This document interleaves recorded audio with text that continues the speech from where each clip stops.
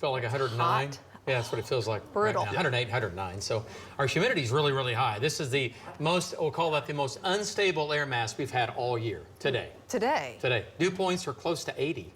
Okay, but when you say unstable, a lot of times I think of storms when you say unstable. If we had a trigger or something to use this instability, we'd have huge storms today. Okay, gotcha. But we don't have anything like that going on. Today.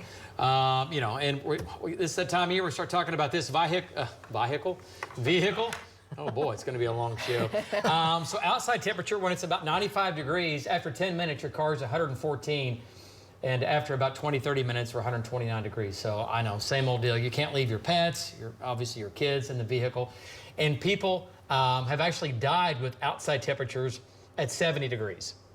With their windows with their rolled windows up. rolled up. Because your car with the windows, it acts like a greenhouse and boom. So whatever that means, put your phone in the back seat next to your child, whatever that means that you will remember. And just don't forget, right? Okay, so I know it happens every year in Oklahoma. It happens every year across the country, but just remember, when the kids are in the back seat or animals, pet, whatever, yeah, it can become a deadly, deadly spot in just a matter of minutes, all right? And again, that's only at 95 degrees, and we're not even there today. Made it up to 93. So the heat advisory today, obviously, excessive heat warning going on down south. It doesn't matter. It's hot, central, northern, western Oklahoma. And we'll do this again for some of us tomorrow. Still hot, probably not as hot as today. Our humidity will come down a little bit, but still hot. 93 degrees in Oklahoma City from our downtown cam, part of our Lucky Star Skycam network. Downtown looks good, but man, it is thick. Look at that dew point, 77 degrees. That is suppressive, okay? 92 in Guthrie, 95 in Kingfisher, 95 in Purcell, 91 in Seminole. Temperatures aren't crazy hot, but when you add the humidity is when they get crazy. Lots of 90s, mainly low 90s, even some upper 80s mixed in. And here's your problem. Down in southwestern Oklahoma right now, Hollis, Altus, Frederick, Waurika, down into the low 100s. Now, add the humidity, 107 in Guthrie. We still have about 1,000 OG&E customers across the metro without power. No AC right now. 109 in Minco, 114 in Purcell, Chickasha, and Ninnekah, 107 in Seminole.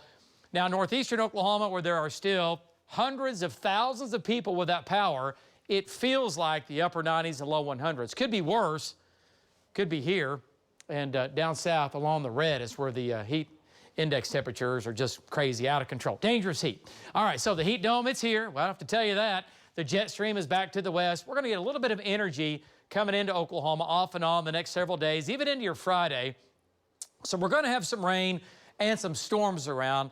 It's just trying to pinpoint exactly where that's going to be because we're tracking little bowls of energy in the flow in the atmosphere. There's no major, like, oh boy, storm coming out. Little pockets of energy. I'll show you what I'm talking about coming up. So the heat running from here to the north, 95 in Bismarck, but from Oklahoma south, Texas, they've been on fire here for a while. They're cooking right now.